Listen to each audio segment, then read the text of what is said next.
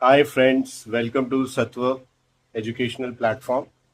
Today I would like to share one of my experience of treating an old man with a very important remedy, Conam maculatum.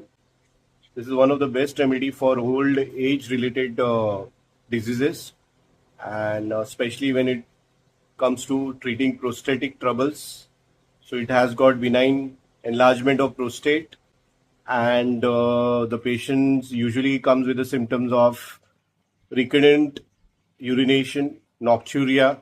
First, taking time to initiate urination. Later on, as the urine begins, the patient's flow is interrupted. Again, the person has to strain, the urine restarts. So, this is a very important old age related problem. Another important symptom, if you get along with this, is the cerebral degeneration.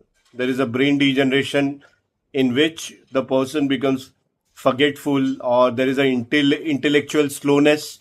The comprehension becomes difficult. The person is unable to comprehend, and sometimes you feel there is a some sort of senile dementia which is setting in as seen in Baraita carb. So many a time we make a mistake of giving Baraita carb in such a situation, but it is Konam.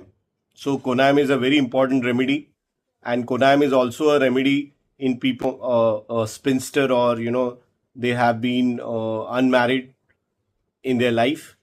Vertigo of a type where the person is having aggravation of their vertigo on turning the head.